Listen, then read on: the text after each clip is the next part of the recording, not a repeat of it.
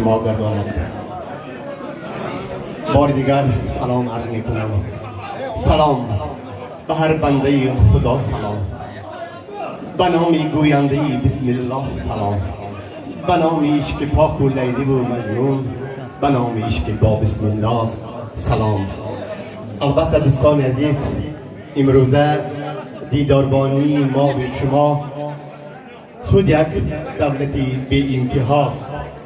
به طفیل خاندار شوی اهل خانواده آمدیم.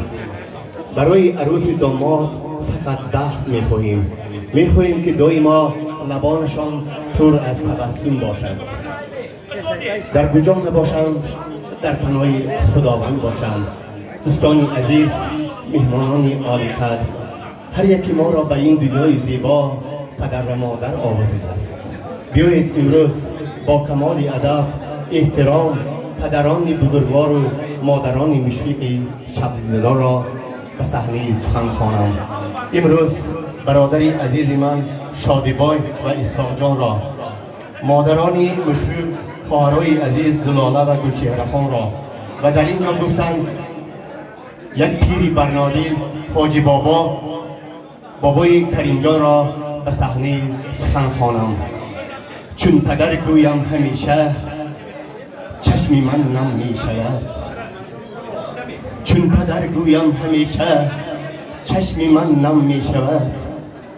از دلی آزرده ام یک قطره کم می شود. خود به خود پیدا شوند آژنگ های بی محل، رفته رفته قامتی بالای من خم می شود. پدر در تشنگی دریا، پدر یک درخت بزرگ است که در آن درخت بزرگ می توان تمام فرزندان استراحت کنند. پدر همیشه برای فرزند خود روزهای خوب را انتخاب می کند. پدر مشفق، خوش آمدید به این روز زیبای نبیره خود. برادر عزیز شادیبای، پدر مهربان، خوش آمدید. توی مبارک شود، باز مبارک شود، گشته و برگشته باز مبارک شود. گویان بلندگویک را به دست حاجی بابا می دیم. مرحمت.